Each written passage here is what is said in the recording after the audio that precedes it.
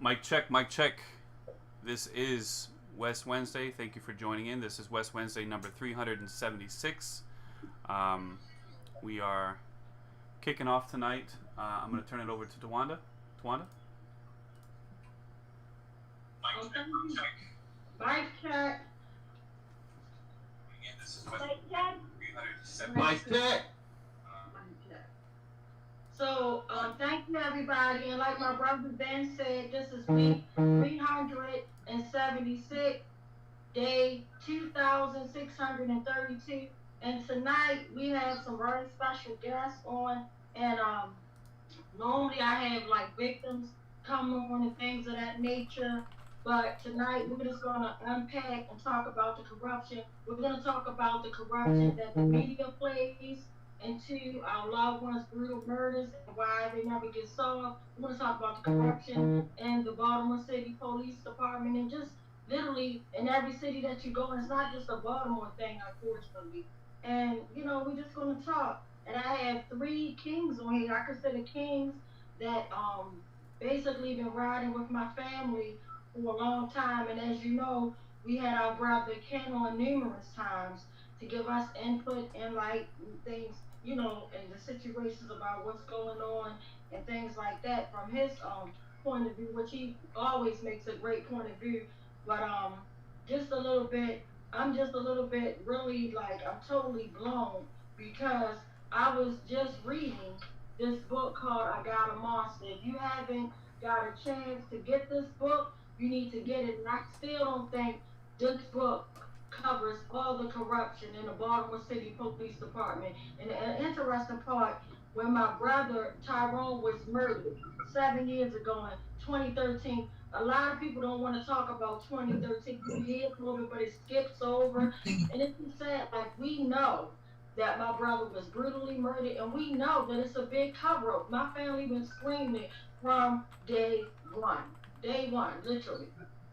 We know that Ruiz, the first killer cop that pulled my brother over, Ruiz and Chapman, they were in an unmarked car, and Ruiz was a part of the gun trace task force. And the things that they did, when I say be prepared to read across, that's why my feelings are all over the place right now, because of all the stuff that they got away with. I'm talking about bloody murder. You talking about cops and robbers, crooks. Like, you got to be kidding me. While they're, and I call it cops. And the reason why I say cops is criminals on payroll serving, and they're not serving us. And it's just really sad. So when I was reading this, all I could think about the hell and the nightmare that they placed upon this city. And if we think that it stopped at this book, after this book, like, no, it's still going on. And the saddest part is when I think about Keith Davis Jr. in 2015, the first man gunned down by Baltimore City police officers after Freddie Gray, the uprising, right? Of the uprising and whatnot. And they covered that up. And we know how they plant guns on people, on victims. We know this. But yet when we hear about Keith Davis Jr., people want to act like they're uncomfortable with the goddamn conversation. And all the dirty stuff that you see trial after trial. Why do we gotta keep on going through this? When I told you guys somebody broke into my brother's house literally after they murdered him. When I told you we had got my brother's body exhumed out of the ground and we buried my brother in black, but yet he shows up in Texas with yellow on. Like, oh, you can't make this shit up. Excuse my language. It is so much you cannot. Hollywood couldn't make this stuff up. So it's just saying, so we are the sad ones to believe that it was over after the gun trace test. But when I say they would get billions of dollars, billions, at the least everything they would get over 200 plus thousands of dollars, robbing, guys, drug dealers or whatever. And it was horrible. It was terrible. They killed people. They did a lot. But I'm not here to just talk about the book. I'm just here to talk about the dirt.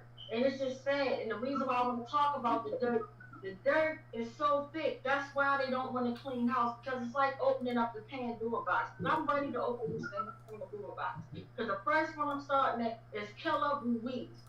This guy was targeting targeting people that he thought was drug dealers. They had a nice car, all that. He did the same to Abdul Salam, who was driving in his nice van with his baby in the back seat of the car. Could have killed this man. His neighbors think him. He did that to the route, Harris.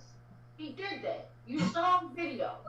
He actually was doing all type of stuff, like, and literally, and I got my brother Chris on here tonight. He's gonna break it down. I got my brother James in here tonight that's been in the meeting. I remember meeting my brother James when the uprising was happening, and we was out there with the Freddie Gray, and like, and he was just right there with my family, report Afro News. Like, even when we would go down City Hall and do different things, he was there. He was there. He was there and discussed. And the part that I love about these brothers is they will tell the truth. They stand by the truth, and that's what we need. They don't hide. They're not under a paycheck where they're gonna let somebody dictate what they say. Our lives on the line. If you're still working for people and you're basically letting us go through this living hell that we're going through, shame on you. And I hope you rot in hell. I'm over it. Like all the corruption, it is sad. It is really sad. And it's not just about no damn corrupt police officers. It's way deeper than that. You gotta talk about the medical examiner's office who basically gets these killer cops off. Pamela Southpole wrote my brother's autopsy with the killers in the damn room. You never heard of that, right? But this is what really happened. So when I tell you this, when we went off of my visual, for my brother's visual, I'm sorry, they actually had, and the son, thank God the son reported accurately that one of the murderers that murdered my brother was actually watching my family at our first visual. We cannot make this stuff up. When we had a political candidate night, and my uncle and Chris had got a club, they were doing so much. Guess who showed up to terrorize? We were all on these. Ruiz showed up. He was in a part of that video. So I'm just here to tell you what's up. But no further ado, I'm going to bring my first guest on because he has to go. And my first guest is Ken. And he's just going to take it from there. And I just want to know, like I always ask you, Ken, why is this stuff going? And I want to know, my biggest question tonight, I want to ask you, how can we, because right now I'm trying to get every case reopened, revisit, and just open and charge these killers accordingly. I want to know, how can we do this? Because that's my biggest goal for us, get my brother case reopened and charge these killer cops. So you can take it from there and work your magic from there. So I'm going to bring on no further ado, I'm bringing on my brother Ken Williams through. Mike check. Mike check. I think it's important for us to layer in some facts to help everyone out there understand. The black community for a long time has been complaining about excessive force, unreasonable search and seizures, stop, question, frisk. The tactics used by police to engage black citizens being very different from community police engagement in white communities. The community engagement in black communities is far different. And one of the things that is rather important for us to look at is the Department of Justice's investigation of the Baltimore Police Department. For instance, in 2017, the Department of Justice had a finding after it investigated the Baltimore Police Department, where I'm going to read the excerpt, and it's bullet 132 of the consent decree and the complaint that was filed against the Baltimore Police Department. It says in 132, the BPD will ensure that officers do not use more force than necessary to detain restrained persons. That means that the Department of Justice found that the Baltimore Police Department engaged in excessive force. We have to go and call it what it is. The BPD will review force used against restrained individuals to ensure that it was necessary and proportional given the offense committed. That means that if someone goes out and they steal a pack of bubble gum, they shouldn't have a gun put to their face if they pose no immediate threat to the officer or the other citizens. And I'm sure that there probably are instances where that level of force was used to stop people for very petty crimes, nonviolent crimes that the Department of Justice is referencing. Bullet number 133. With regard to using force against persons engaged in First Amendment protected activity, that means speech. The BPD will explicitly prohibit the use of retaliatory force by officers. That means that the Department of Justice discovered in the complaints that citizens had filed that Baltimore police officers had engaged in activity that if a person that was stopped, questioned, and maybe frisked by police, and then questioned the police as to why they had stopped and questioned and frisked them, that the police had conducted retaliatory actions against that individual for their First Amendment speech. Crazy, right?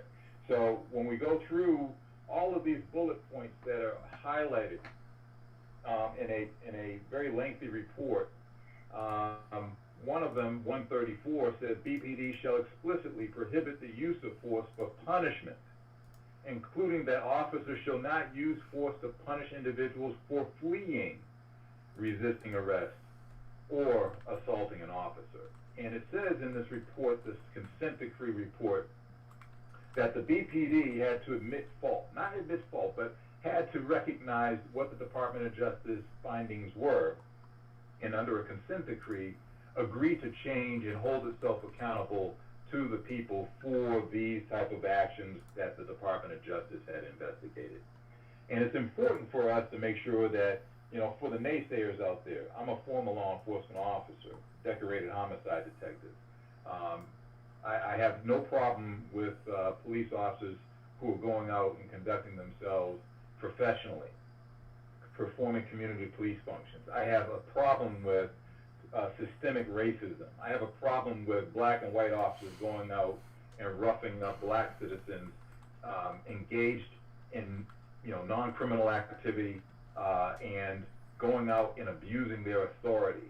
As a citizen, every citizen out there should be very, very concerned about that, because if it's happening to black people, it can happen to you next, is the way it goes. All right? Just because black people are being victimized doesn't mean that you are somehow not, you know, going to be victimized. It can happen to you too. So when we think about families out here who have suffered a loved one that has faced a Fourth Amendment situation, which is a seizure, the police stop someone, they question them, they frisk them, and the person who is stopped, questioned, and frisked, you know, believes that they haven't engaged in any kind of activity that should warrant them to be stopped, questioned, and frisked. As a citizen, as a black man, I would question, you know, why are you stopping me? What's the purpose of you stopping me? Am I free to go? I would ask all those questions, but according to this consent decree, that would be enough for me to go and probably get a baton up beside my head based on the actions of some of the actions of the Baltimore Police Department. And that in itself is egregious. And we have to think about all of these actions will always begin with verbal, meaning when someone is exercising their it's the First Amendment right, to go and challenge why the state, why the government is trying to stop and question and frisk them. If that First Amendment is enough to trigger someone, according to this consent decree by the Department of Justice and an agreement by the Baltimore Police Department, if that is enough to trigger a rogue police officer to violate the rights, the civil rights, the freedom of that black citizen, then we understand that everything else that they're doing following that, whether it's a Fourth Amendment seizure, excessive force, violating someone's due process rights under the 14th Amendment, all of those actions are going to follow if the First Amendment is being violated. And it's got to stop. So how do we make it stop? We're going to have to make sure that, A, we vote. We're going to have to make sure that we not only vote, but we make sure that the people that we vote for, we vet before we vote for them. If we do vote for them, we're going to have to hold them accountable and hold their feet to the fire and make sure that we go and we email them, talk to them in person, telephone them if we need to, and make sure that they're representing our needs in the community. For instance, in Massachusetts and in Maryland, recently I testified in Maryland regarding police reform. Senator Joe Carter reached out to me and said, would you be an expert panelist to go and look at law enforcement Bill of Rights? There's a bill that's out there that wants to repeal it or amend it. Could you supply some expert testimony to that? I participated, and after reading the bill, supported it. In Massachusetts, for instance, there's a Police Accountability Act that is looking at repealing a tobacco ban that negatively impacts only black citizens who smoke a certain type of tobacco product, but white citizens who smoke other tobacco products aren't negatively impacted by this new law that was enacted in June of 2020. People like me, people like you, all of us have to participate in the system, exercise our voice, make sure that we lay it out as far as what we see as problematic, what we see as being discriminatory, what we see as being racist and systemically racist, and make sure that we hold people's feet to the fire. Right now, we have a vote coming up in November, and we have candidates that are on the ballot. We have to go and make sure these candidates represent our interests, and we have to express that as black people and make sure that people like Joe Biden and Ms. Harris understand that they need to go and make sure that they're got their shit together to represent our interests, because black people's interests are definitely different than white folks' interests. If everything was equal, we wouldn't have to have this discussion, but things aren't. We're still striving towards equality. I turn it back over to you. Thank you. Mic check. Thank you so much. That was amazing. Well said.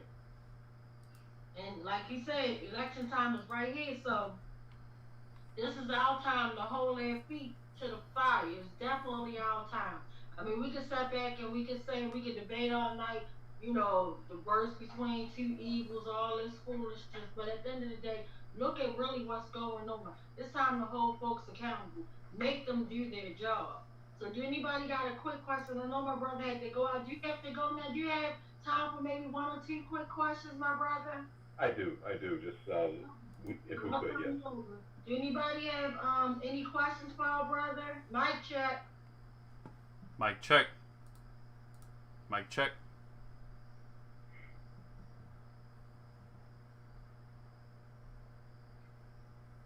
Okay. Sure, I got a question. So go ahead. Talk a little bit more about how you see holding presidential candidates and vice presidents accountable, and what that looks like during non-election times. Yeah, I mean, the activity to hold someone accountable starts before the election.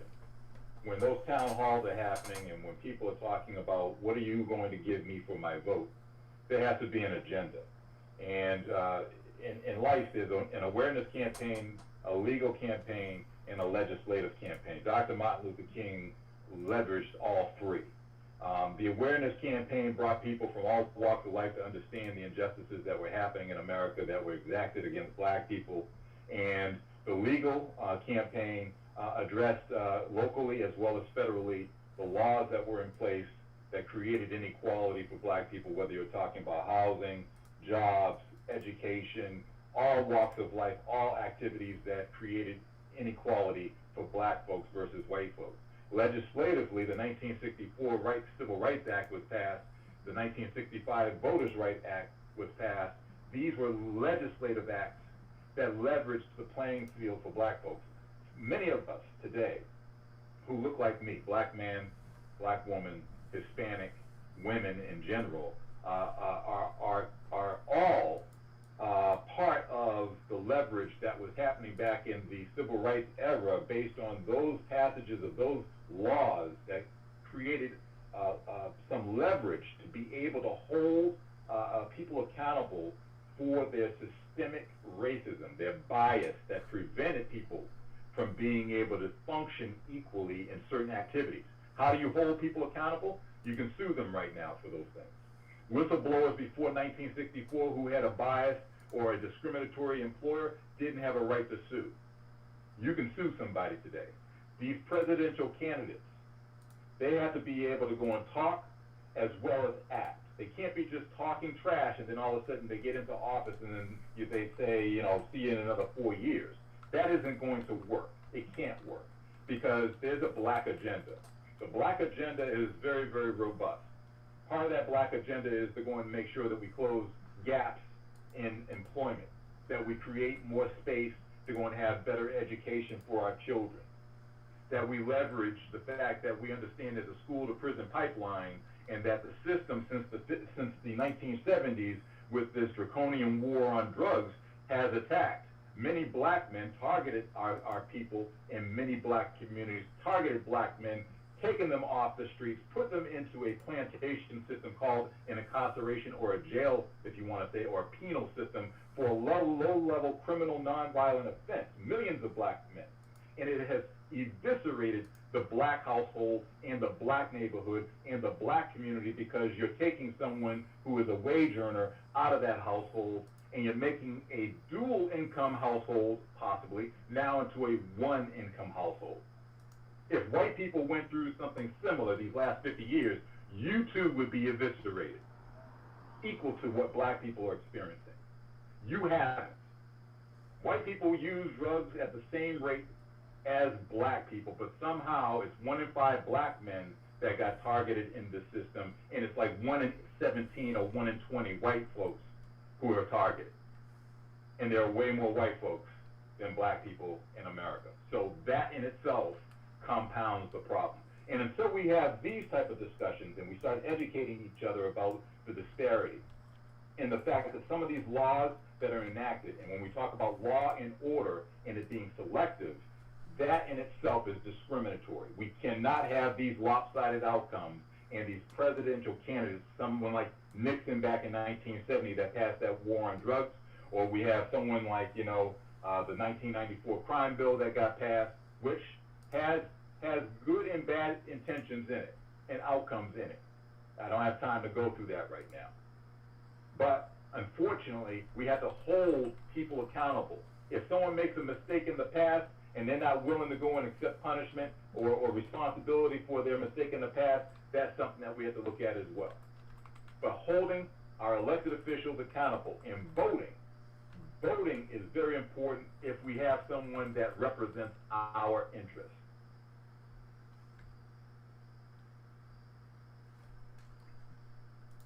Someone a listener said, "Thank you for your words."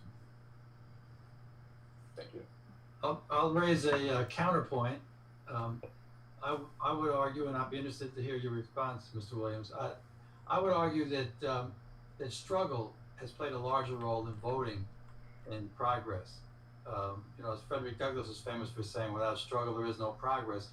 Since 1863 and the Proclamation Procrastination, we've had 30 different presidencies, 30 over that 150 or so years. And police brutality has been consistent through that century and a half, through all those elections and all those various administrations. And I think the things that really made a difference, for example, were after the murder of Martin Luther King and there were rebellions around the country, that won a number of reforms like free breakfast programs.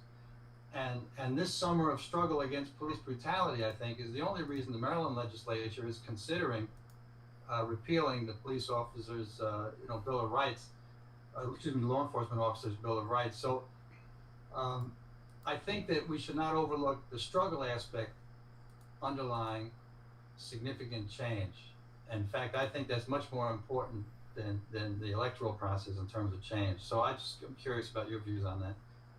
Sure. I mean, unfortunately, in America, black people since 1619 have been subjected to a different law enforcement experience than white people.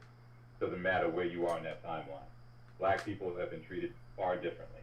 And when we talk about the fact that certain states at one point in time after the American Revolution were able to adopt their own local laws by their own constitutions, because at that time state rights actually exceeded the federal government rights back in after the American Revolution, 1783. We had certain states that adopted certain rules that actually recognized black people as citizens, or not citizens, but not as property, for instance. And Massachusetts was one of them. The case is Quoke Walker versus Jenness in 1783, where Quoke Walker in the state of Massachusetts, Commonwealth of Massachusetts, sued Jennison, a white man, and was able to abolish slavery in that state, as well as seek reparations, civil So when we think about the fact that when we move forward in that timeline, and we think about the struggle that black people have had in this country, and that the fact is that white folks who have created the laws, have created those impasses, have created those every time a black person makes an advancement towards equality, there's a white person that's standing there creating a new law that's challenging the new track record that black people can have to go and escape the past discriminatory actions that were causing this disparity. And that's the unfortunate thing that we have to go and think about. White folks, you guys have to go and talk to your white people. I can't talk to all of you. I only know a few of you. There are only a handful of you on this line right now. When you're sitting down and you're talking to your family members, and you're talking to your co-workers, and you're talking to your associates, or you're talking to your neighbor, you're the people that are going to have direct contact with those folks who's going to change, or at least challenge many of their hearts and minds as far as what they see. Now, as far as the political process goes, black folks have a vote. If we understand that someone like Donald Trump, for instance, is a racist, we aren't going to vote for a racist, hopefully. If Joe Biden turned out to be a racist, and we had the choice of two devils, we're going to have to choose what other devil is going to be the best devil, but we're going to recognize that they're both devils, unfortunately. That's the condition that black people are unfortunately forced in. White folks, you are in a different category, because no matter what Trump does, yeah, you may be fearing COVID, and you may be fearing the fact that he's doing a poor job at that, but black people are suffering a double-digit unemployment rate compared to your single-digit unemployment rate. Black folks are suffering housing discrimination. Black folks are suffering COVID discrimination, where white people are being hired back for these jobs quicker than black people. So our situations, although we live in the same space and breathe the same air, our situations are far different. So politically, it's so much more important for black people to be vetting the people that are being voted into office than white folks, because unfortunately we share an unequal experience in this world at this moment in time. Thank you.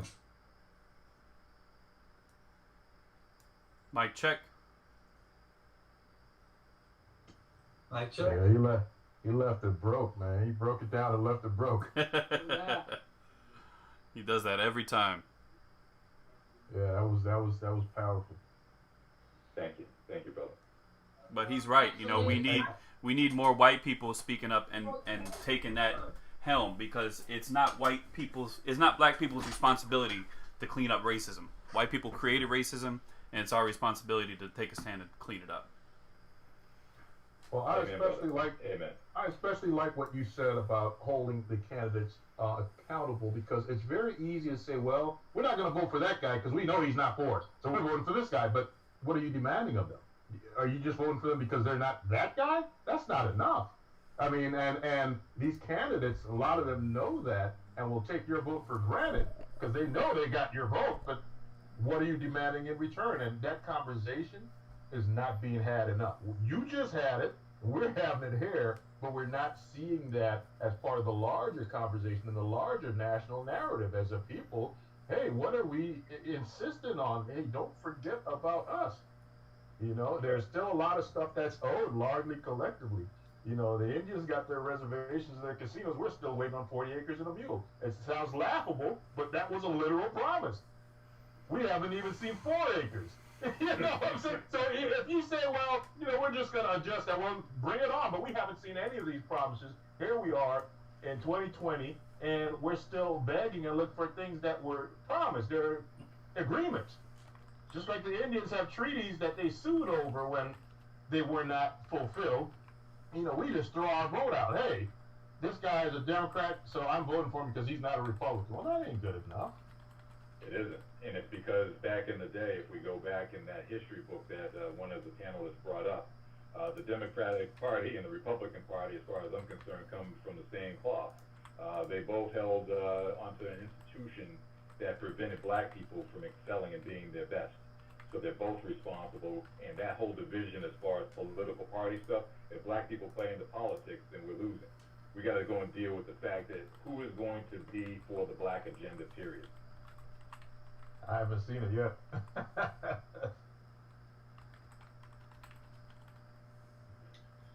Well, I think that's some of that. If I can hop in, I think that's some of that is what Bill is talking about. Is that when you are, the protests and people in the street are what holds people's feet to the fire, and that those people are going to pay attention. They have to pay attention to you when you're out there in the blocking traffic, and we have to realize that the two of those things sort of work together, and that voting, if you're just voting every other year or every 4 years, then the people have no reason to pay attention to you, But if you're just out there in the street yelling and disrupting traffic, then again, they don't need to care about you because you're not affecting their employment chances. But if you put those two together, then you have then you can make some progress. I hate to say this, but the only thing that white folks really understand is economics. If there were reparations paid tomorrow, I bet you that all of this discriminatory misconduct would end the next day. Because if there was a dollar attached to that activity and that conduct, or if there was a jail sentence attached to that activity and conduct, you would have someone's heart and mind change overnight in this country. Overnight. I mean, that's how the Civil War happened. I mean, the Civil War did not happen because people had this overwhelming feeling that black people were people and that we needed to morally make a change. No, the money was disrupted. That's right.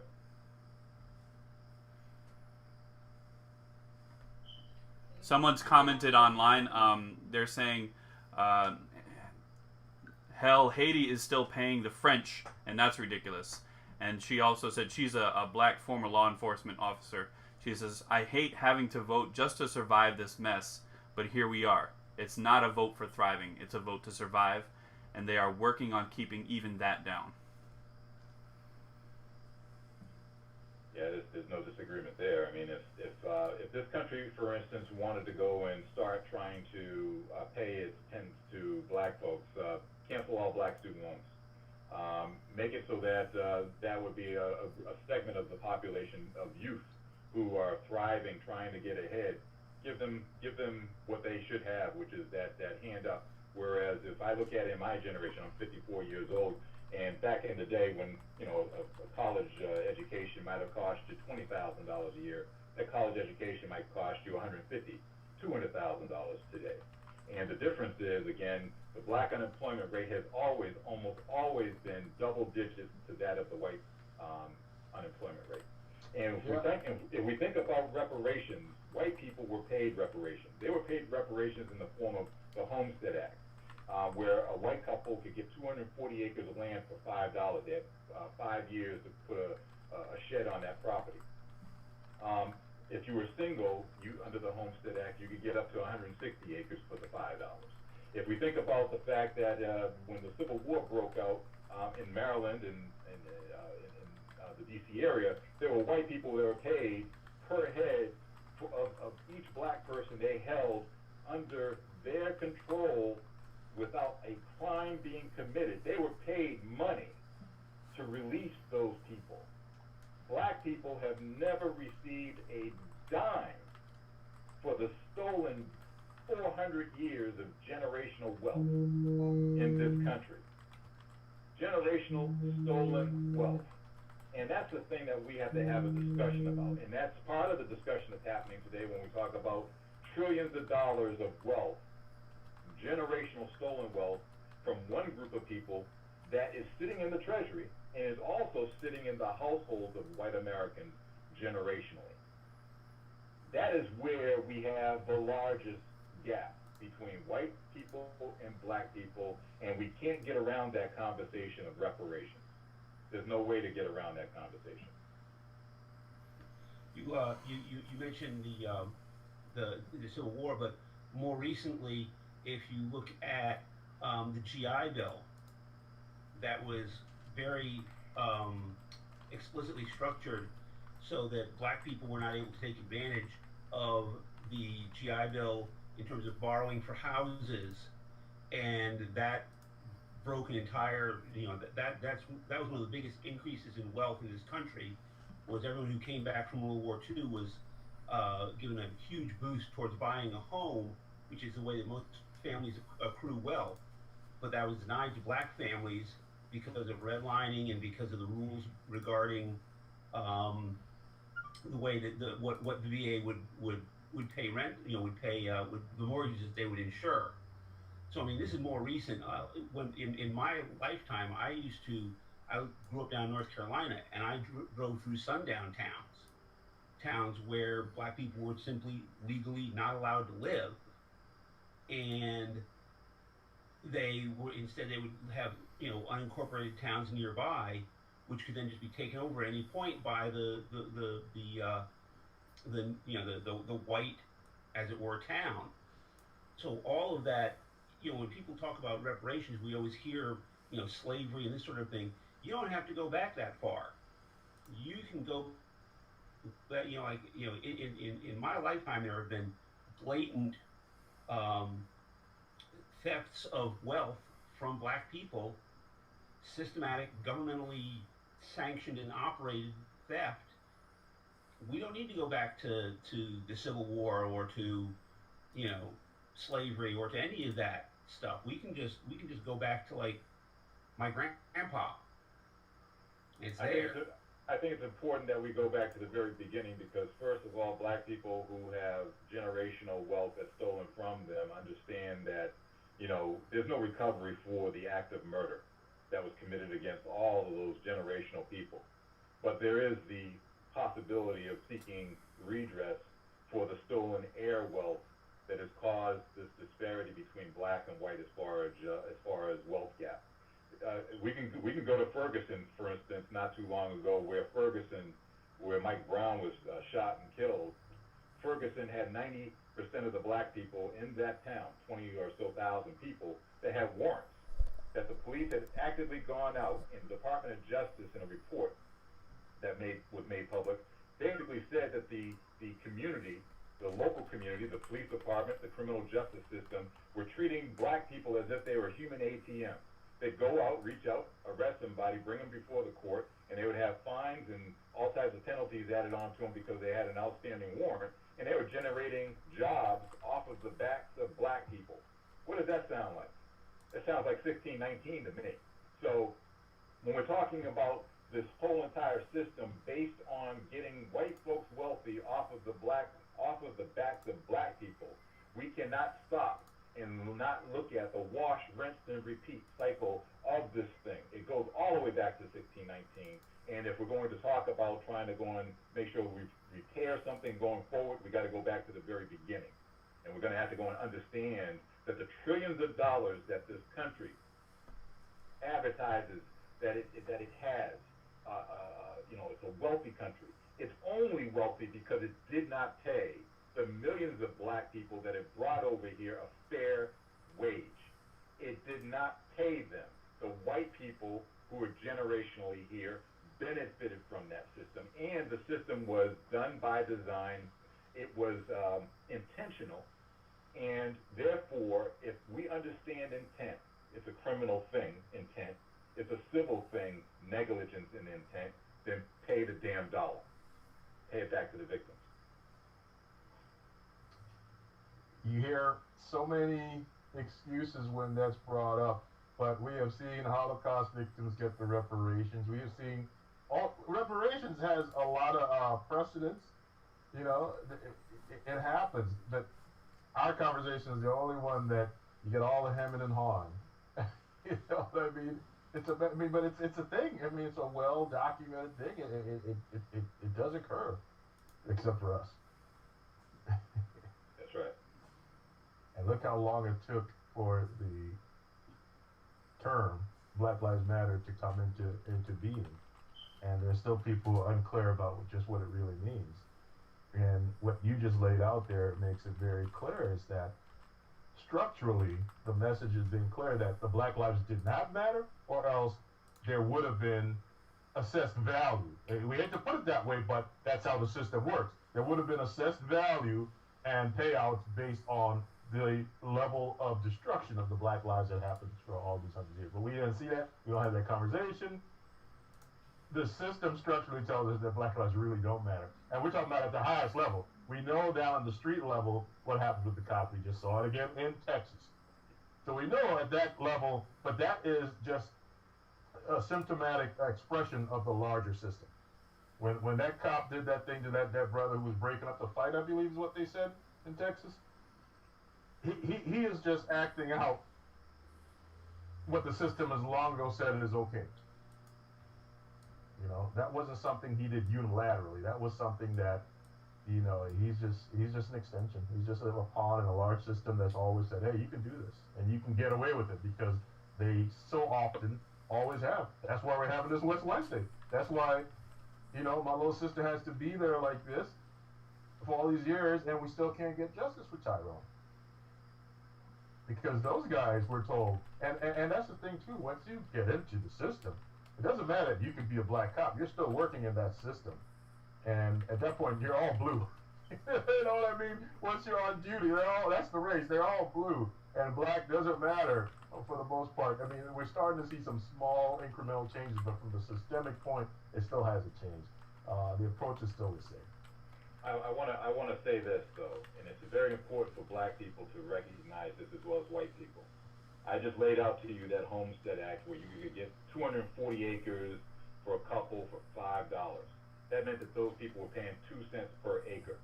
The black people who were part of the system, who after working for 40 or 50 years with no wage and were placed in a penal system without committing a crime, the crime was the color of their skin according to white folks. In that system, they had to pay $3,000 to $3,500 to get freed from the penal system after working 40 or so 50 years of their lives for little or no money. So which part of the system, if I'm thinking about this, is worth way more? The black people. The black person who paid the $3,500 back then could have bought 175,000 acres of land for the $3,500. So the wealth was not only extracted from the black person where their whole entire life was stolen wages for not committing a crime, but the color of their skin. Not only was it stolen during their entire lives, by the time that they could pay for some freedom, that $3,000 to $3,500 was then used by white folks to go out and buy more land. If we think about that Civil War, for instance, where we had all those people who committed treason against this great country, right? And they went out and they went and committed war against the United States, succeeding from the Union, breaking the contract between the United States and all of these states.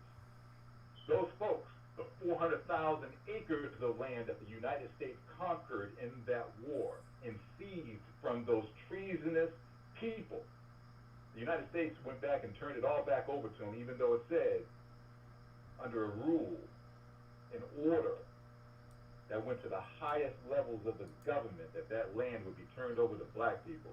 It turned around after Lincoln was assassinated and turned that land back over to those white people. Now, you know what's interesting? Go ahead, I'm sorry. No, I was about to say, that means that black folks, black lives have always mattered to America way more than any white person wants to admit in terms of this historical timeline. Black lives have always mattered way more to America. Yeah, well, it's interesting that you mentioned that the land was promised and was supposed to be handed over. On the full national scale, it didn't happen. But when we did see it in small scale places like Tulsa and Wilmington, then it still ended up getting stolen, and it was just a delay. You know, there were black business owners and landowners in Tulsa, Oklahoma, and Wilmington, North Carolina, and that wasn't good enough because we know that there were race riots in those places that still isn't really part of the curriculum being taught. I guarantee you less than 9 in 10 of your average American knows this with any level of detail. They may have heard about it, but do they know that really you had all these black independent business owners who owned land and property, and they literally got rioted, pushed out, had their businesses stolen, burnt, the land was taken. No one was ever repaid for that. There was never any reparations, and this is post-slavery. These were free black people in the post-antebellum America, and we still saw where the structural system, the government says, It's okay. You can do whatever you want with these people. You can take what's theirs, and we'll let you get away with it. You know.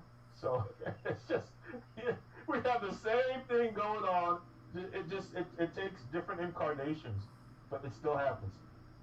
And here we are today. You know. That's right. It's amazing. It's amazing. Over hundreds of years that all we've seen was just, the same animal wearing a different coat. So it goes back to what we were saying when we say that you owe for the very beginning of this tale, because unfortunately the fairy tale has not had no ending to it, where there's a happy ending for anybody. So you go all the way back to the very beginning of the fairy tale and not try to start it in the middle or towards the end, but you go back to the very beginning because you hold people accountable for their actions and their conduct from the very beginning, not in the middle.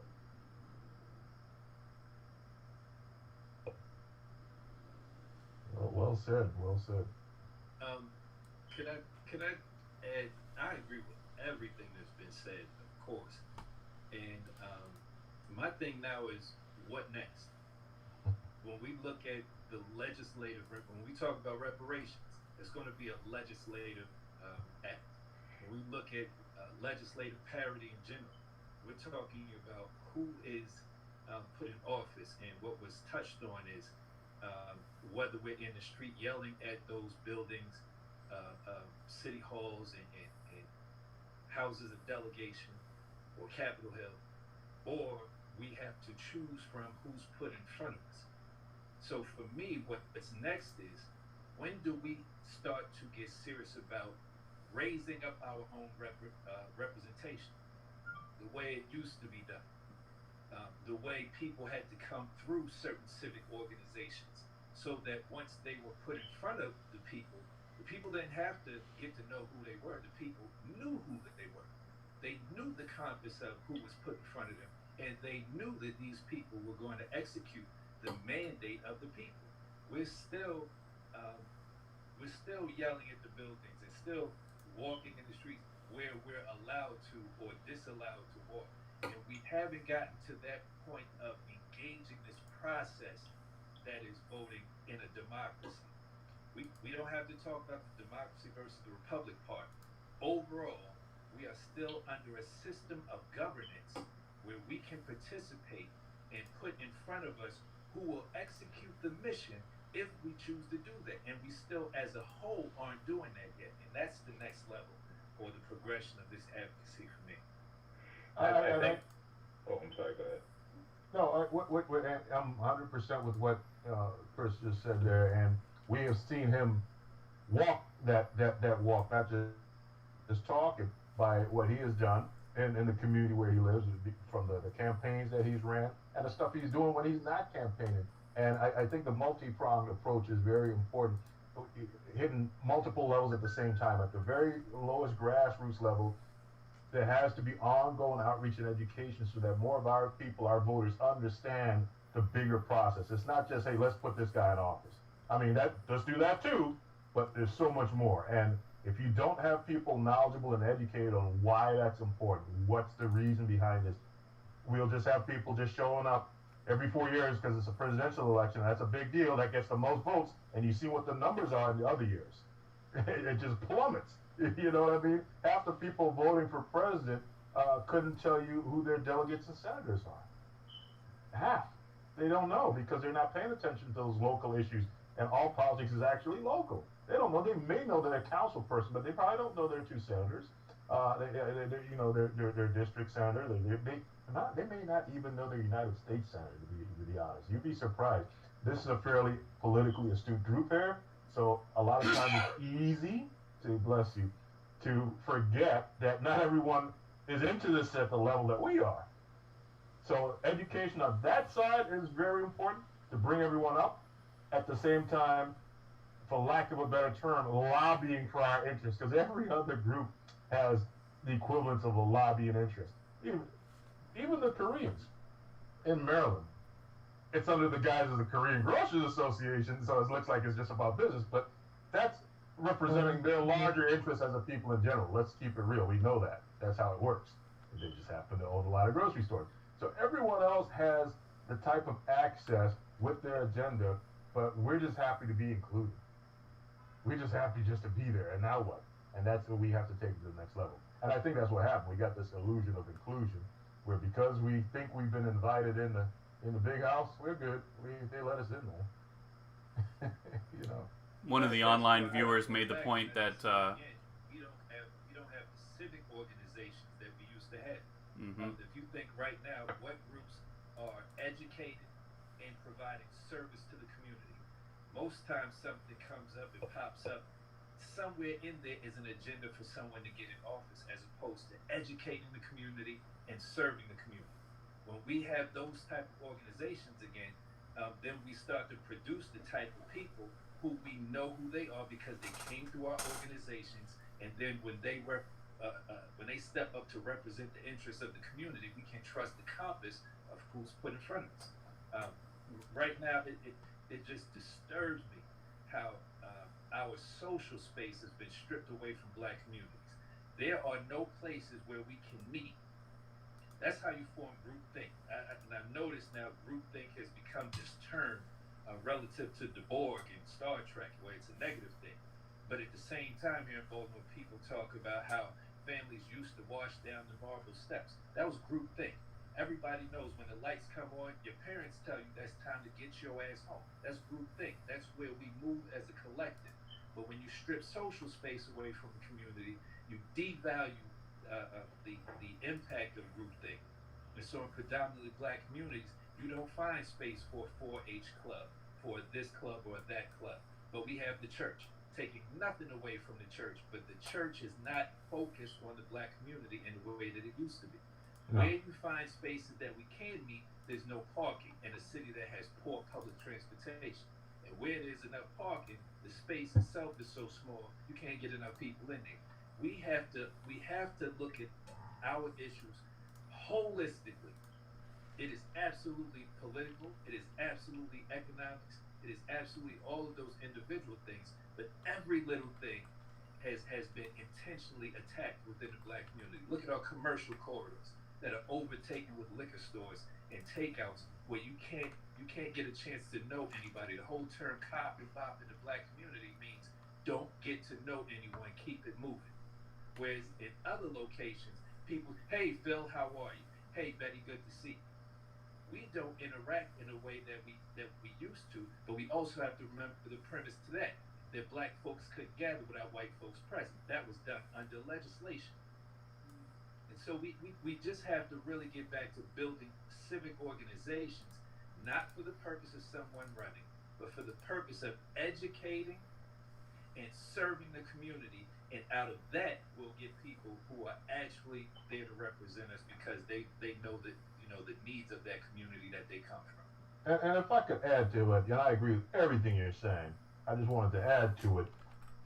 Too many people, the only interaction or awareness they have of the existing civic organizations is reactionary when something bad happens, when we lose a Tyrone West or something like that. And thank goodness that they're there for that. But in the meantime, between time and in the interim, we need everything you just mentioned in a proactive basis. If we're going to lift up our people as a people, it can't just be when one of us is killed, when one of us has been beaten up or unfairly jailed or something. I mean, that's important too, but it has to go beyond that and be in place before that. And the components that you mentioned about meeting and putting together agendas and saying, hey, we're going down for, the taxpayers' night and whatever. And hey, we have our community-based leaders that are going to be talking to those elected leaders. And they're going to have some private time with them too. And we're not really seeing that right now. So yeah, I agree with everything you said, Chris. One of the online callers made the note that it also takes quite a lot of money in politics just to bring yourself to the forefront. And that is also an additional barrier. Yeah. Can I address that money part? We're looking at the modern politics.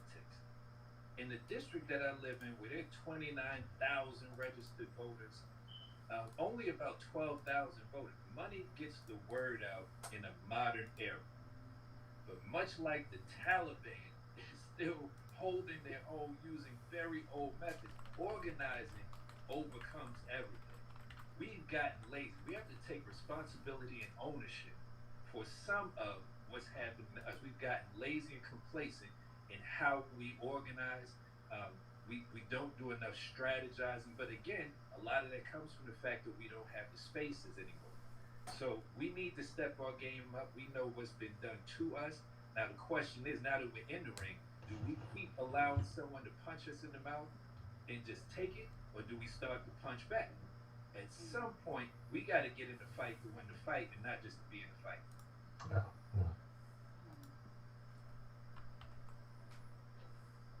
That's excellent. Excellent. I am going to have to step off, Mr. Wanda. This was I do too. very, very great discussion. I appreciate everything my brother brought there because he really laid it out. I mean, there's almost nothing we can really add to it, and this was such a good conversation to be had because we can't get distracted by the shiny objects all the time. You know what I mean? And that happens a lot. It's so easy. We're all looking over here, but they're doing something to us over there, and it's deliberate. It's deliberate. There's a whole system in place that uses media, uses personalities, uses all kinds of. There's a full court press to pull our strings like puppets and keep us from working on the things that would actually elevate us and bring us forth. And that's what Ms. Chris just touched on. So I thank you all for having me, and I really appreciate everything I've heard in this conversation. Good seeing everybody. One of the viewers made a comment, and she said, may we also hear from the black women on this issue? Who made a comment? Can you say, repeat it, because I couldn't hear you? Yes, one of the viewers who's watching the broadcast right now asked if they could hear from the black women on the call about the issue that's being discussed. Oh, I kind of let the brothers go for because they were doing a great job. I consider this like table talk, like when family get together and talk about important issues. But I feel everything that the brothers were saying. Like, I feel like everything that Ken touched on from James to Chris, like everything, I agree with them 100%.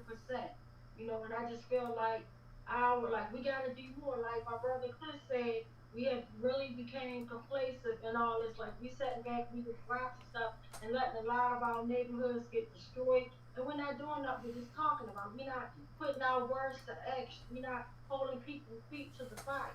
So we gotta do better. So that's my 2 cents to it. I have to get ready to go too, and I just wanted to go and sum it up this way. Unfortunately, America has made poverty a huge distraction for black people. When you're trying to, figure out how you're going to feed your family tonight, or, keep the electric bill going, or, try to keep the heat going as we roll into winter months and stuff like that, or provide, clothing. And, poverty has been a huge distraction for black people.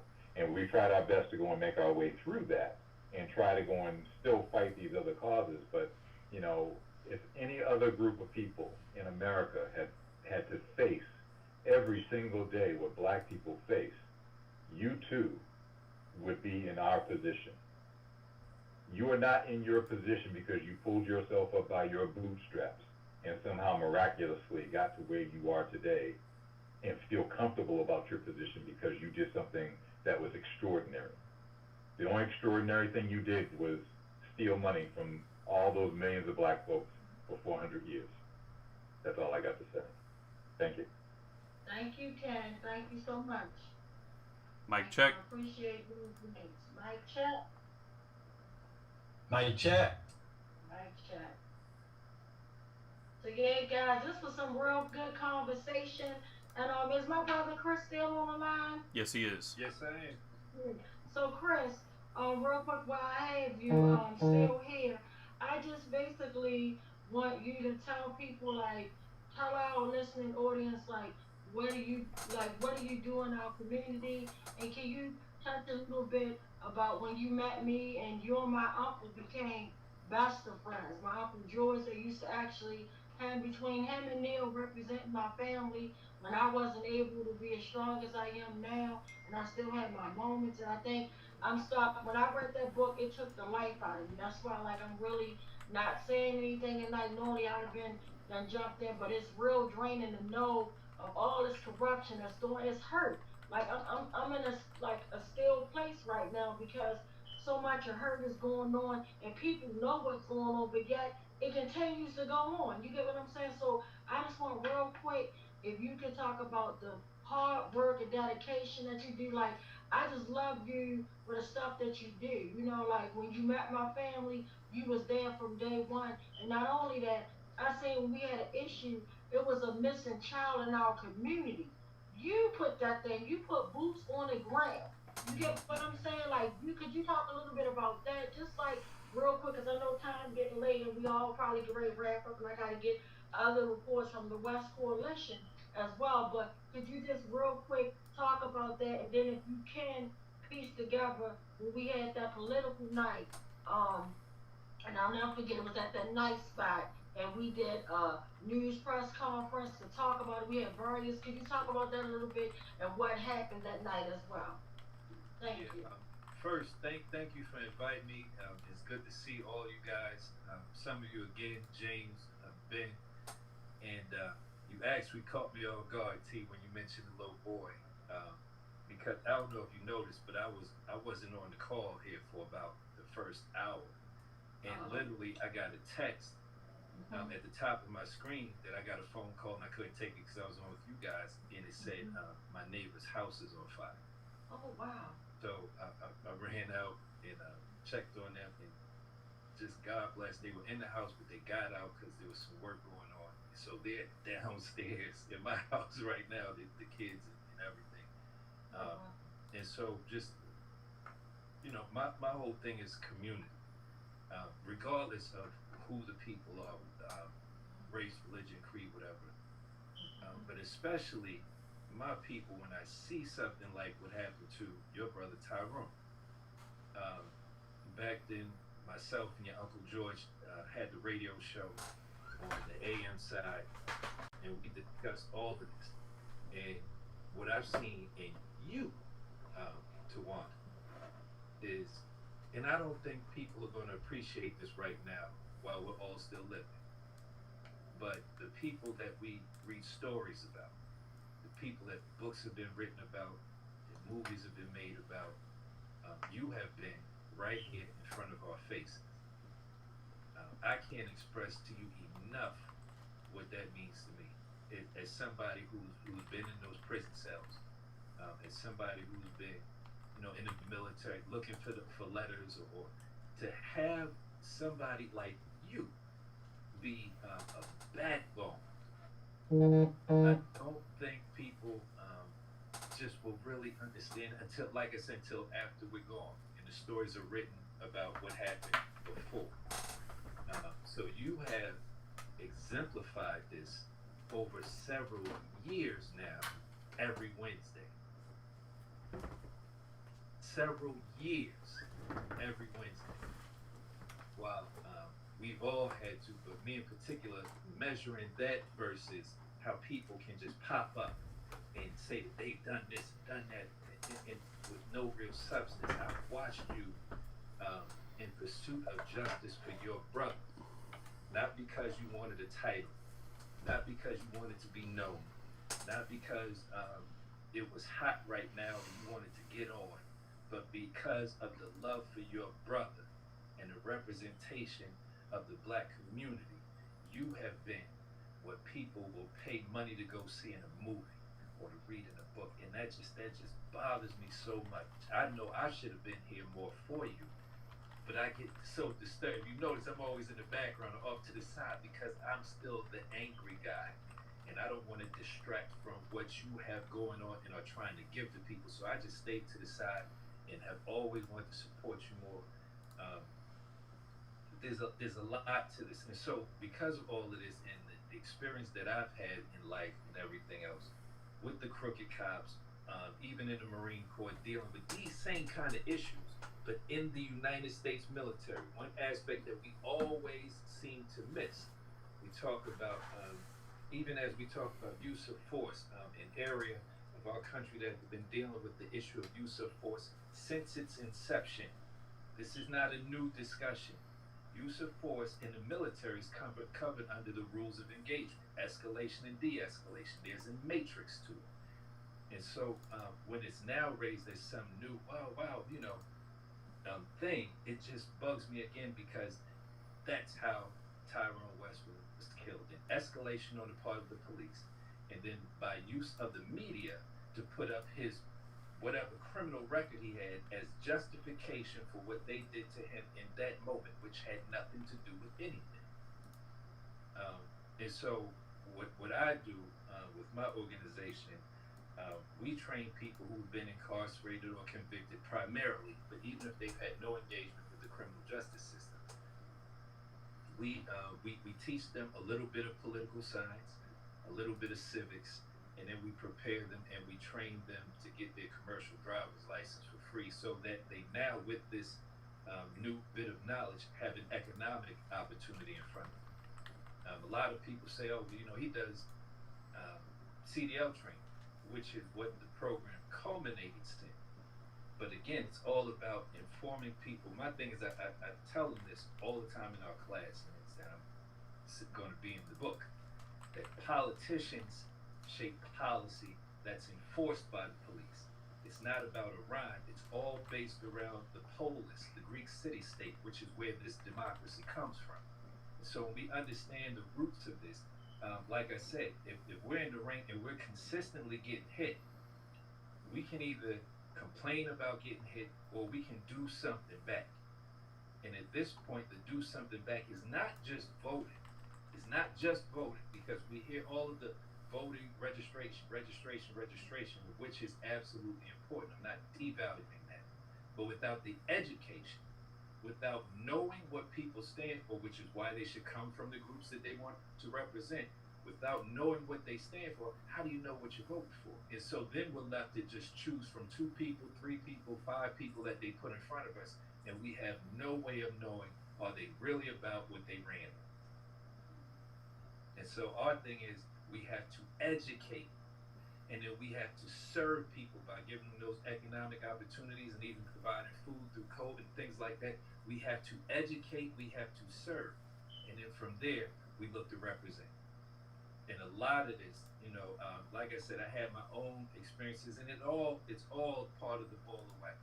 But what you have brought to my life, Tawanda Jones, is I'm on the planet right now at the same time and in the same space with someone who a lot of people only get to read about.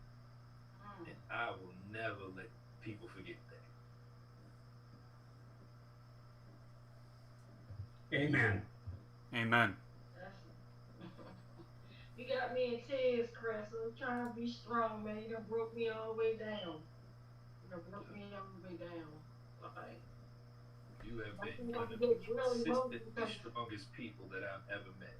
Consistently strong. James will tell you, you go in the gym sometimes, you have a good day, you have a bad day. You have been one of the consistently strong people. You are allowed to cry whenever you want, however much you want, because you have to be strong so much, so often. Thank you so much. I definitely appreciate you. And I just think about like when I met you, my Uncle George, y'all became, real tight buddies and whatnot. And then you met my Uncle Clifton, and I think I'm getting real sad because we're coming up on a year next week of then when my uncle took his last breath when he was fighting cancer. And we've been fighting for him, so it is real emotional. That's why this is too much. And just thinking like I'm just looking like a whole year. It seemed like it was just last week, literally, when he got placed on hospice care.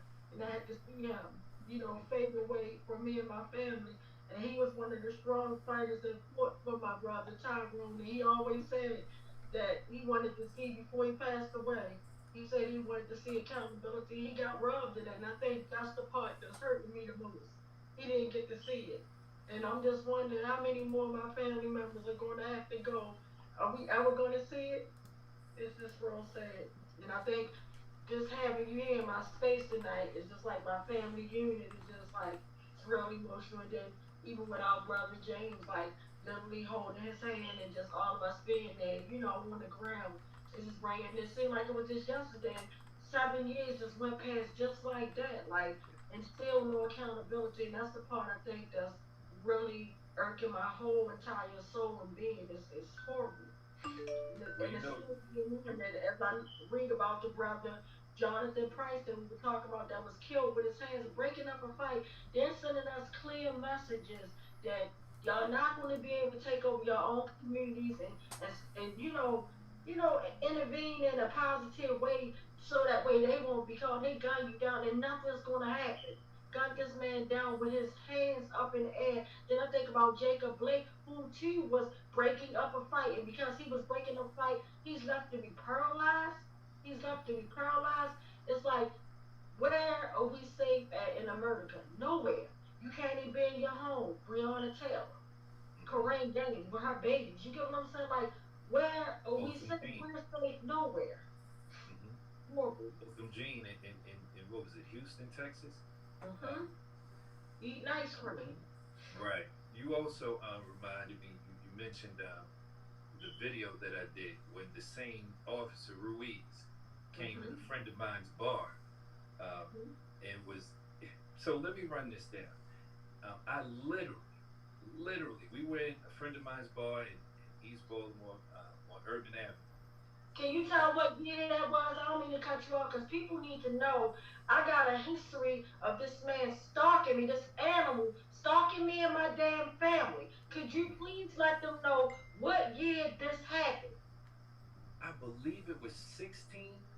No, no, this is 2016. That would have been about 2015.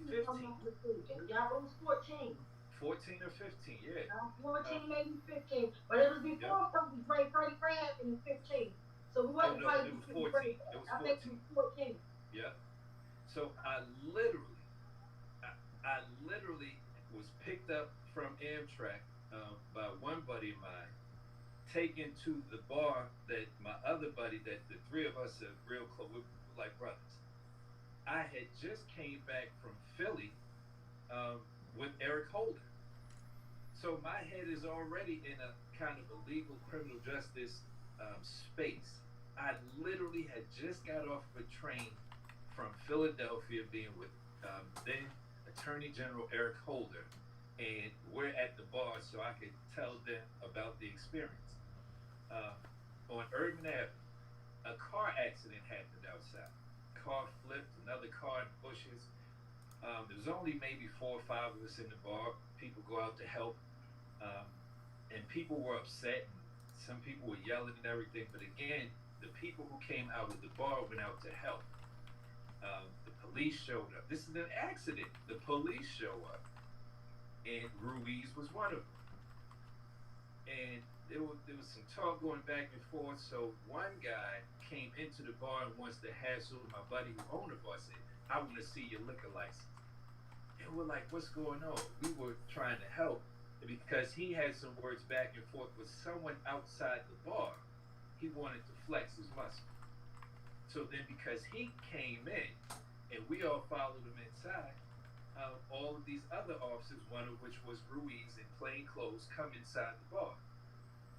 So he's telling my buddy, "Show me your license, I'm gonna shut you down." He's like, "What is all this for? We were helping people involved in an accident. Now you're giving us a hard time." So that's when Ruiz gets in front of me, walks up to me, gets right in front of me, get the camera on my face. So my instant reaction was like to go into that with him, like, "Yo, who you talking to?" I said, No. I just remembered, I just came from being with Eric Holder. Everybody, turn the lights up, turn the music off, and get these cameras on right now. I want everybody to see every bit of what goes on in here right now. From why you're even in here, hassling a store owner. We're not on the corner. We're not out in the street. You came into a privately owned business to roust him and give him a hard time. And now this one wants to violate my personal space and tell me to back up. No, we're going to record all of this right now. Of course, afterwards, I didn't even know that this person in front of me, who had, like I said, I was in the Marine Corps, so my mind just goes to different places at different times. He's wearing a military type patch as an identifier. So now I'm on something else. Why are you having on a mixed uniform? This may not sound like a big deal. Let me go back. I asked then Commissioner Batts, why did the Baltimore City Police Department, which actually did it before his arrival here, but nonetheless he was the commissioner, so he needed to account for it. Why did this entire police department go to a dark blue tactical style uniform? He said, well, why you ask that? I said, if I put you guys in a room with NYPD, Washington, D.C. police, Detroit police, and several other jurisdictions, and I snatched the patch off your shoulder, I don't know who the hell I'm looking at. Why did the uniform? Everybody talks about what used to be officer friendly in Baltimore. Officer friendly used to dress like a friendly officer. He wore a white shirt with gray slacks or blue slacks. Now everybody's dressed like G.I. Joe with the glasses, with the tactical gear, but they want to be considered friendly. When I was in the Marine Corps, when you pull up to the gate, that Marine is dressed for the security level of the base. Remember, uh, use of force is determined within a matrix of the rules of engagement. That same thing is appearing at the gate. People dress for the security level that the base is at. So whether they're in a modified dress uniform or a full tactical uniform, there are rules to this. And so the police should be addressed in the same manner. Why are you dressed at such a heightened level of alertness to just be in an everyday situation in a community, wanting to engage families and children? Why aren't you dressed like your commanders now in the white shirt that everyone used to wear is now reserved for officers as if they are in the Navy or the Marine? I mean, what are we? We have to address this in a different way, ladies and gentlemen. And it just, you just took me back to all of that. That he had a military style tactical name patch on his Baltimore City police vest while in a plain clothes outfit.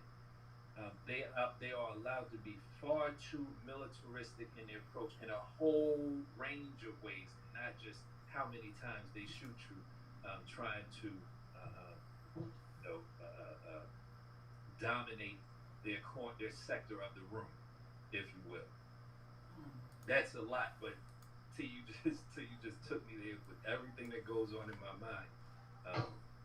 Even how I watch how there's a lot to this, and I don't want to go all over the place, but again, you are an example to be held up, sister. Just know the footprints that you are leaving in the sand um, will not be matched for quite a while, I'm sure.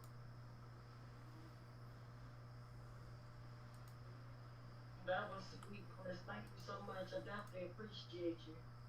I didn't mean to just go all over the place, No, but there's no, so no, much I to it. It's appreciate hard to just you stay so on one much. thing. Because I asked you like to describe like 50,000 things, so I asked you to be all over the place. So you definitely excuse because I stay all over the place. So it is what it is in life. But I definitely thank you for your input and thank you for everything. But I just found, like I said, to me, I don't believe in coincidence. I believe that things happen for a reason. And I just remember when y'all had that political candidate night, because y'all was having different people that were running for office. It still seemed like it was around this time Yep. back then, around election time, and you were having different people who were happy hour, and it was really nice. And it was like something that never happened in Baltimore before. And I remember bringing the news crew down there, and it was something we publicized. And then later that night, to hear that he sued, like literally, I had just left, Yep. literally, and then Yep. he showed up to do some foolishness. And that's how it's always been. And like recently, he just traumatized my cousin. My cousin son got in a car accident, something little fender bender type of thing, and he comes there laughing in my cousin's face about killing my brother.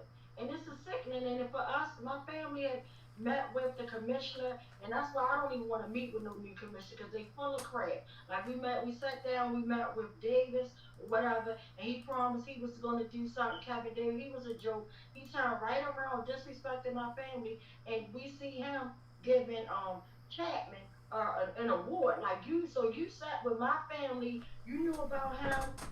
Murdering my brother.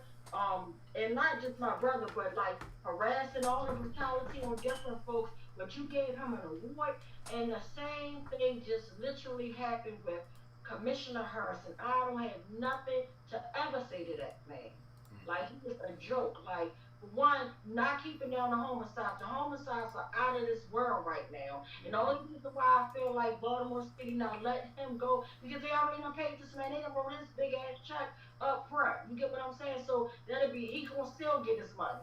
But it's just horrible. but for somebody to literally sit in somebody's face and say, I feel your pain, and I looked into these and cipher thing, and and then set up there and you give the award to an animal that murdered people and got and I know you see his history, like you can see what he did, but I guess they reward them for killing. And we just got an award this year. Like, are you kidding? For what? For killing Tyrone, for abusing that dude, for almost killing him, the Brown, and it was more victims. Those are only 6 victims that we know about. What about the 20 that we don't know about? So what's this sad? But again, I thank you, my brother. You know I love you. I love you. I love you. So let me ask you one last question. What can we do to support you? How can we contact you? Because I definitely know people want to get in contact. So how can we contact you? How can we support? Well, the name, and I thank you for that.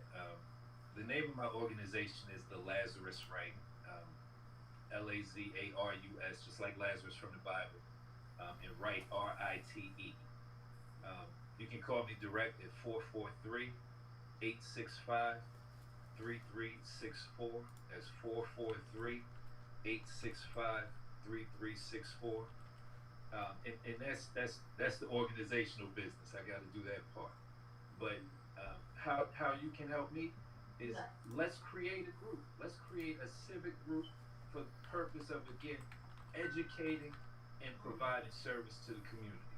Because ultimately, every great idea has to have a starting point, and that's what we try to do with my program. But I'm like you say, I'm here to row. I don't have to call the stroke. I'm here to row. I want to help. I want to support. So, with that, the more we can do to provide, I have to go into this for a second. When we see, like I mentioned, the things that are done, the policies created by the politicians that are enforced by the police. One of those policies that I need people to talk more about is the issue of collateral consequences.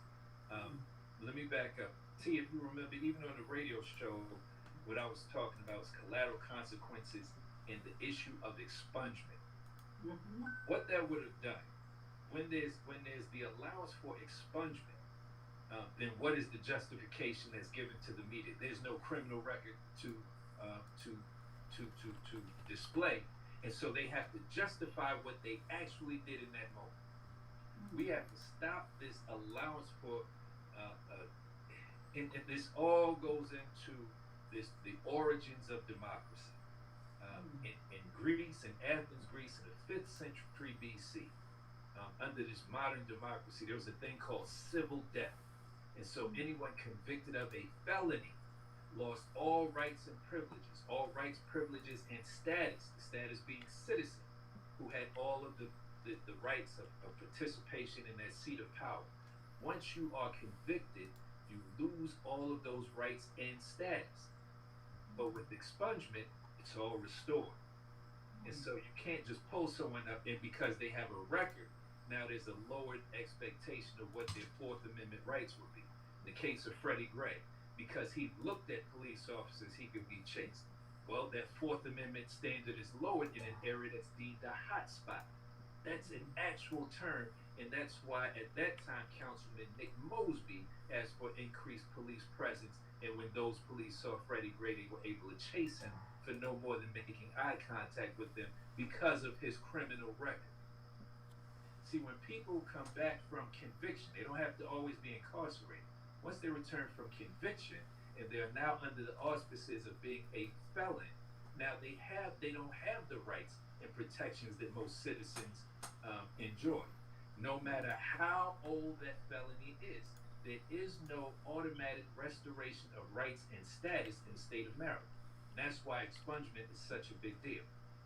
Expungement is a finish line, whereas the pardon is a moving goalpost. It's up to the individual that holds the seat of governor to grant a pardon. So they usually do so for political reasons. That said, even once a pardon is granted, it's on the record, and so the individual then subsequently still has to get the expungement. Expungement pushes pardons completely out of the way, and you're right to the goal line. And that's something legislatively that we need to push for, because again, whether we're talking about Tyrone West, whether we're talking, we can go through a whole litany of names of people who once they were deemed unarmed and murdered by the police, the justification was some criminal record that's put on the screen, to include Tamir Rice at 12 years old, who had no criminal record, so they put his fathers up. The justifications for what's done largely to black men, increasingly black women, and in general people who are not of means in this country, there's a holistic system of this that's done. It's no one thing.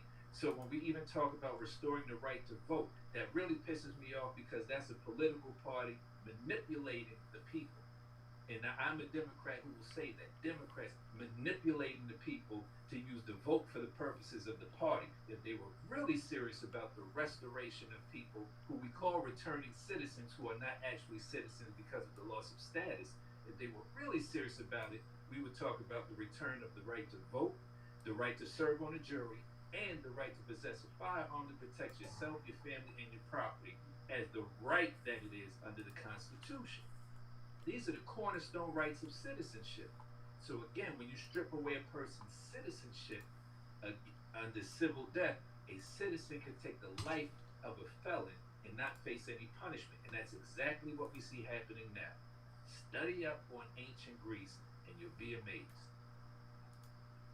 Wow, that was deep. You just blew my mind with that. That's why I definitely gotta put you with my brother tonight that runs cop box. Y'all, I'm telling y'all related. I gotta, like, I might hook y'all from the phone tonight after I'm we looking get forward to it. Like, definitely. And I'm definitely down for whatever. Like, we want to do this little coalition group because it needs to be done. Like, let me know next steps. We can start planning. I'm with it. Anything now about people out, I'm with it. Well, I know you're a teacher, so your background in education is going to come in very handy. Right, well, keep me posted, definitely. So right, if you guys don't mind, but I'm happy to take any questions or just have any back and forth, but I definitely want to check on the kids downstairs and the family downstairs and everything. A couple people had questions on what your organization was. I pasted the URL in the chat. It's the LazarusSite.org, and you can also find his organization on Facebook.com/the Lazarus Right.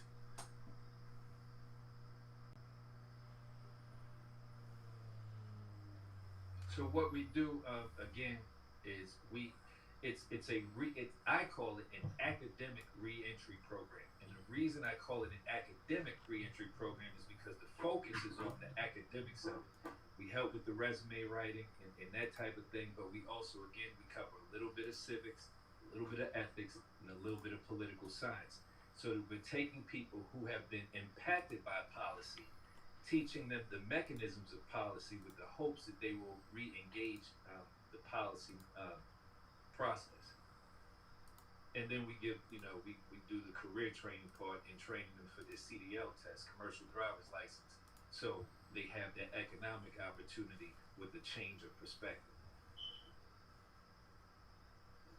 It's good stuff.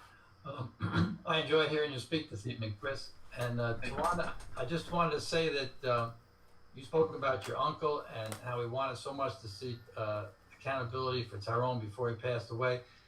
But, I think another way of looking at it is that the journey and the struggle is just as important as the destination. And he may not have been here for winning, but he was here for a lot of the work and did a lot of the work. And that's equally important. Thank you, Mr. Bill. Well, Chris, you gotta go check on the family now. Yeah, I just want to make sure they're eating and got some clothes on or something. Chris, I just wanted to say something related to what you were saying about the need for community groups and for people to come up and work and teach. And I think that what I was talking about earlier about the need for people to remain in the streets to remain radical. Mm-hmm. What I see and what really makes me feel good about what's going on today is in so many ways I see these groups and it's happened at West Wednesday. West Wednesday started out being about police violence, and then now we have people coming out from like Food Not Bombs and giving food to people in the community. We've had people come on and talk about trans violence, about people come on and talk about about sex worker violence and those sorts of problems. And I see that when I go work with other groups, and I'm going down to Washington, and there's a group down there, a group of anarchist folks who've gotten together, and they're marching. They start out marching against, about violence against trans people, and then it's extended to Black Lives Matter, and now they're setting up food, and they're feeding people in the park before the march, and they're educating. And I think that we're seeing a lot of these movements are coming to be the sort of thing you're talking about, is a persistent community that is active and educates people and reaches out and pulls all these interests together, and that's the sort of place where hopefully we can see some leadership coming from. Well, this is definitely a stakeholder group, as it's referred to in political circles. And so you guys have the ability, or I'm going to count myself, if you don't mind, I'm going to count myself among the group. We have the ability to write policy. We don't have to always want someone who's sitting in a seat because they got enough votes. I want to say that again. They're sitting in the seat because they got enough votes, not because they're smarter, not because they're more adept at policy or well-versed in it. They got enough votes. We have the ability to write legislation, and they simply sponsor it. We often will rely on them to use their relationships or their positions within certain committees to whip votes together so that we can get a bill passed. But we can also do that when we show through our organizing that we represent a larger body of voters. And so that's my thing that I would love to bring to the group, is being a part of the education process, the service process, and then advancing to let's raise our own representatives to go forth and represent, but also let's write our own policy. As the body politic, we have the ability as the citizens to impact the process however we see fit.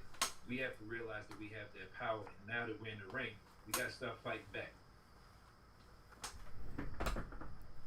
I would add that a lot of the politicians that we have in this city don't even have the support of the majority of the city because we don't have ranked voting. They are able to win slim majorities simply because there are so many people in the races that we put in. So often these politicians will win with crumbs as a majority. Thinking of one district in particular right now. Yeah, you know what I'm talking about. Very few votes, and is now going to be a council person. Yep, and it goes all the way up to who we elect as mayor.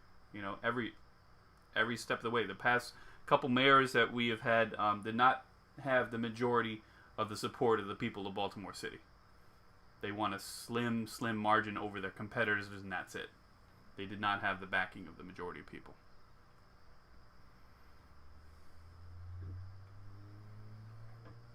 Well, thank you, Chris. I respect your time because I know you got the family that you got to look after. Thank you just for always being a good help, and definitely stay connected with me, Chris. Definitely. Absolutely. T, I love you. All of you guys, and I see a lot of faces on it, like I say, over the years. Some of you may have seen me around the edges, and I see some beards are getting whiter, but I know that you guys have been right there with Tawanda. I love you guys just as much because I know your compass. I know that you guys are about this. You ain't just on here, because that's Tawanda Jones, and I want to be next to her. I know that you guys been. I know that you guys have been there. James, all of you. And so I'm happy, honored to be among you. And I say let's keep pushing. Let's get to the next level now where they don't see us coming and know what we're coming for. They know that we're coming to get them out the way. Can you communicate through Tawanda, maybe later tomorrow or whatever? Let us know if that family needs any help, and if we need, we can put together any support for them. If they have any needs, just let us know. Absolutely will, man. Thank you for that. I absolutely will. I'm going to what I had out. 'Cause I know we sent out, got some food, and luckily it wasn't a big fire. I think it was more smoke damage, but there's definitely going to be some heat. So I'll definitely follow up with that. Appreciate you, brother. Yes, sir. Thank you, guys. Good night, T. Love you, baby. Night, love you, Chris, and keep us posted. Thank Will you. do. Good night. Alrighty, guys. So moving on, it's getting late. Ben, you had that sad, unfortunate list? You want to go first or should I? Either way, either way. What's your preference? I got 5 people up here. So, you know, and I said kind of a lot for me this so far this week, and so I'm not going to say too much more. I want to say that one of the things with being out here, and whether it's in this virtual space or in the street, being out here over and over, is we have to be telling people that this is real and this is now. And because we see this happen so many times, it's like somebody gets killed, somebody gets brutalized. There's this big peak of it, and then it goes down again, and people aren't paying attention. And because it's hard to accept that it's going on now, because if you accept that it's going on now, then you have to do something. And it's easy to talk about what happened. Slavery was bad, and Jim Crow was bad, and all that stuff somewhere else, and it's bad, and but we're not responsible for it. But what happened, last week, we're responsible for, and so we as people who are aware of that have to keep putting that out in front of people who don't want to be aware of it, because that's the only way we make people move. So with that, I'm just going to say that this week here in Baltimore, we lost actually 7 people, 2 of whom I don't have names for, but the ones I did, and if you could just say them back for me: Jerome Jefferson Jr., 31. Jerome Jefferson Jr., 31. Rico Benton, 23. Rico Benton. Rico Benton. 23. Daniel Brewer, 41. Daniel Brewer. Daniel Brewer. 21. Tyrek Harvin, 21. Direct Harvard. 21. 21. Stephen DeWitt, 24. Stephen DeWitt, 24. 24. Thank you. Thank you. And again, as we read those names and gave a mic check, remember that that's somebody's loved one. Their life is changed forever, and it just got to get better, man. It's just really sad. We approaching. We're not even at December yet. We getting real close, and the body count is getting ridiculous. It's past ridiculous. It's sad. Where are we safe at? Uncle Bill, where's your list? Do you have one? Yes. So the list that you just heard were people killed in community violence in Baltimore, and I'm going to read the names of people who were recently killed by police around the United States. Starting with September the 24th, in the state of California, 38 years old, Christopher Michael Stroud. Christopher Michael Stroud. Christopher Michael Stroud. Thank you. It's good to lift up the names of those who've been killed by the police. They're unfortunately a large number. On the same day, also the 24th, in California, 66 years old, Randy Fedorchik. Randy Fedorchik. In Louisiana, 29 years old, also killed by police on the same day, Jesse Hodnell. Jesse Hodnell. Jesse Hodnell. In the state of Washington, 43 years old, also killed by police on the same day, Eric Mahoney. Eric Mahoney. In the state of Florida, 30 years old, also killed by police on the same day again, Matthew Nocerino.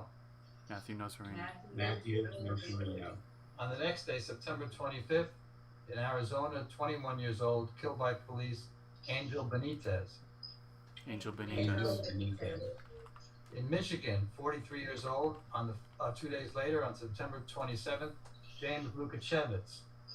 James Lukashevitz. James Lukashevitz.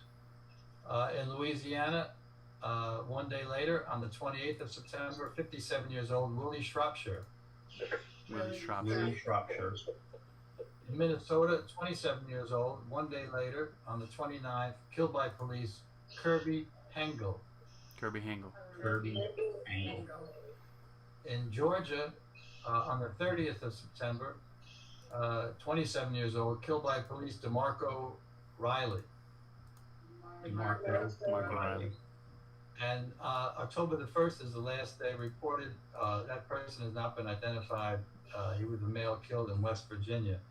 And I'd like to talk for a moment about Darius Washington. You may be able to see his picture here.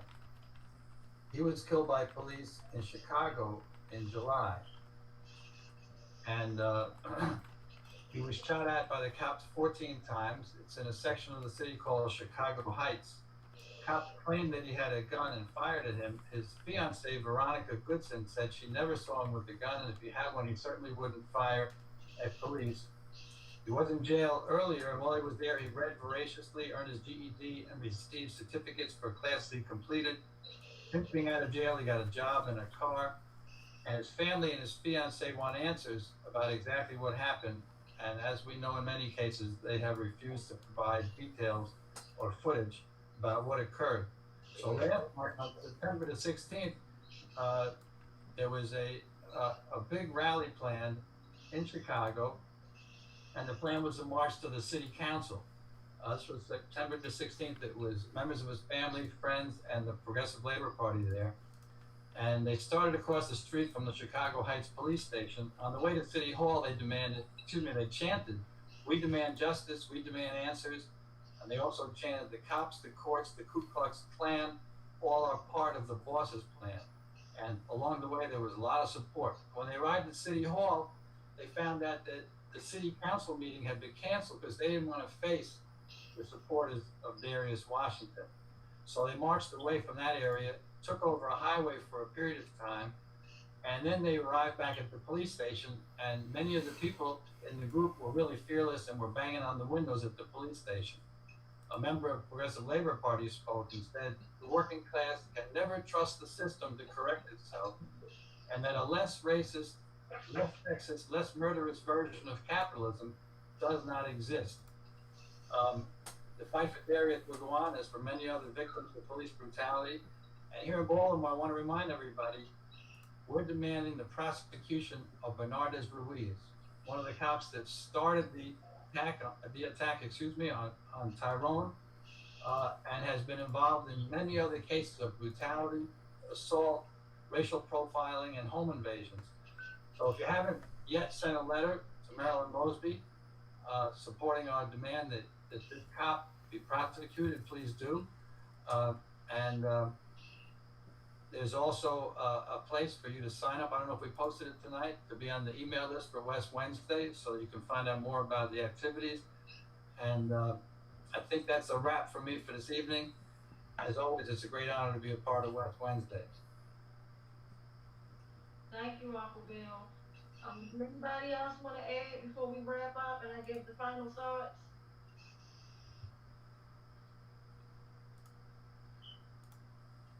Alrighty, so again, I want to thank everybody. I want to give a big shout out to Ben, the man before and behind the movement. We are going to have a special West Wednesday coming up in November, and it's going to be really great. So I'm going to keep you on the end of y'all seat waiting, but it's going to be really great. It's going to be about the book I told you about that you must go get, right? This is real. You know it's in the book, but this is real. And you know I through the book. And I'm featured in 5 days. We're going to do a thing. We're going to do a panel discussion. We're going for the book to come together. It's something you don't want to miss. So I'll keep you and things as we get closer to the date. But again, like Uncle Bill said, we're definitely working on getting Ruiz off the street, indicted, convicted, sent completely, totally to jail because he needs to go. No one's safe while this animal is still breathing. You can't go into him, and I'm going down on this because he wasn't just the only person that knew that my brother. And it's not just about my brother. I learned from day one that this is bigger than my brother, and it didn't start at my brother, and unfortunately, it doesn't end at my brother. But I will say I am my brother's keeper, and until my coffin drops, I'm never going to stop fighting for accountability. And for me, as a woman who believes in God, I know something, the best is yet to come. I'm going to keep on believing. I don't care how many years it takes to have these animals held accountable, but something's definitely going to happen. But right now, the focus is Ruiz. You heard of it. Baltimore City Board This was Ambassador. back in 2014. We're doing a social happy hour political night. And who shows up being a bully? Ruiz. It's always Ruiz or chatting and showing up bullying my damn family. Or David Lewis. David Killer Lewis, when we go up there by Morgan and running into him. Something needs to be done. So we need to hold these folks accountable. Right now is the time we need to demand and make them reopen, not just my brother case, but all the cases of police brutality. Because like my sister Ishtan says, every case matters, and we're not going to stop until killer cops are in some block. So it's sad that we have a target on our back just because of this right here. And it's come out skin. And it doesn't matter if you're killed by a police officer or someone in the street. This is really sad because at the end of the day, it's still the highway and hell. But the difference is when your loved one is killed by a killer cop, you know who did it and nothing happened. Nothing happened. And they are allowed to come and torment your family. After killing your loved one, they're allowed to come laugh in your face. Laugh in your face. They're allowed to come spit on your grave. They're allowed to do stuff what they're doing to Keith Davis Jr. Even though Keith Davis Jr. didn't die, they're trying to bury an innocent man alive. They're trying, if they don't kill you, they will bury you alive. We need to change that. Right now, we need to be fighting like hell, figuring out how can we get Keith Davis Jr. out of that jail cell and put the person that really murdered someone in there. And it's not Keith Davis Jr. We need to start by those officers that try to kill Keith Davis Jr. and everybody that's dirty, including the prosecutors, the judges, everybody, state's attorneys, everybody needs to go to damn jail. We need to clean house, y'all. This is the time. But remember, until we get something done, we got a target on our back, and that's how I believe it. And I'm just gonna say this: live to love, love to live. I love you all. See you guys next week, and I thank each and every last one of our special panelists tonight. I thank Chris, I thank James, and I thank our brother Ken, and I thank each and every last one of you guys. Thank you so much. I love you guys. We'll see you guys next week for week 377. It's like wow, it's like so much happening. So, guys, thank you so much. Mic check. Mic check. Tawanda, Serafina's here. I don't know if she wanted to speak. Oh, go hard. Oh my God. Go hard. Say yes. Go hard. Do you have any announcements? Hey, really good to see all of your faces. I don't have anything to add. I just wanted to be present and see what everyone had to say tonight. Oh, thank you. I'm glad to see you. And a big shout out to Go Hard. I named her just like I named Shut 'em Down Shorty. Shut 'em down because we shut King down. And I named her Go Hard because she goes harder than anybody I know. And she's a female and she brings it. I love you, Go Hard. So again, I love you all. Thanks Uncle Bill for letting me know she was on here. Thank you guys for all being in queue. I love you guys. So just remember, until we do something about this dirty system, we will always have a target on our back, and that's how we're going to take you out. It's beautiful. It's not beautiful, but it's a real poem, as I would say. It's real. So thank you guys. See you next week. Mic check. Mic check. Mic check. The current Baltimore City Board Ambassador. I just wanted to share a poem with you guys. I got a target on my body, somebody. Please protect me, got a target on my body, somebody. Please protect me, got a target on my body, somebody. Please protect me. The devil heard I got a message, so he's trying to disconnect me. The mayor said, do the right thing, Doc. So here I am trying to heal the hood. I brought some cameras and my consciousness, a script challenging politics. Didn't need to practice, man, I swear that I was Iverson. Bedford Stuyvesant lives within them. Cops poison the streets with venom, counteract like penicillin. You see, this pen is healing, believe. He had a vision, the heat was cataclysmic. Metaphoric of the violent nature cops creating the streets. Let's take it back to Howard Beach, Southern Queens, 1986. To this day, it still makes me sick. One black man killed. They hit him with a car. He who did his dad was a cop. So the charges got dropped, robbed him of his right to live. Kill a Negro, be a hero, brother, that's just how it is. Rest in peace to Michael Griffin. But the struggle goes on, Pete. My boy Raheem, we nicknamed him Radio. His boombox is a blessing. Played his message through a stereo to our hood. An angel amplified through God's plans. I swear to God, he was God's right hand, symbolizing a black man with a message. Love and hate. Wherever one is, you're sure to find another. Just like Cain and Abel, one incarnate killed the other. Yin and yang on both hands, a combo in effect. It could embrace you with a fist, or treat you with respect. 2 slices of pizza, and I want extra cheese. Big salad, GOP, it makes no difference to me. Something close hoping I will halt and pizza down. I don't taking money out the ghetto. Us communists shouldn't meddle with the status quo. Oh, hell no. We want some brothers on the wall. You come to our neighborhoods, we eat here, and we can't get any brothers on the wall. It seems like South Pizzeria is the House of Representatives with a lack of care and cold stares. They invaded us with no fear. There's no fear in the art of war. So when I pick up my gun to protect my son, don't look at me like I'm crazy. That's right. Because I told you. I got a target on my body, somebody. Please protect me, got a target on my body, somebody. Please protect me, got a target on my body, somebody. Devil heard I got a message, so he's trying to disconnect me. Now, history repeats itself and that's just how it goes. Same way that these cops always take my brother's souls. Same thing Darren Wilson did to Mike Brown, yeah we know. Trayvon Martin, Eric Garner, Amadou Diallo. While silly white kids argue over who doesn't see color, look around, Billy, man, they killing all my brothers. They justify our death saying that we kill each other. Sit around, enjoy your privilege while I console my mother. No playing, my life's no joke, and that's true-ish. Same rope they hung us on, we tie our shoes with. But not today, I pray no graves be paid, cause I came to bring the change, we ain't stupid. That's right. Yes. Say it, brother. So when I pick up my gun to protect my son, don't look at me like I'm crazy. Because I told you. I got a target on my body, somebody. Please protect me, got a target on my body, somebody. Please protect me, got a target on my body, somebody. Anybody? I got you. Please. I got you. I got you. I got you.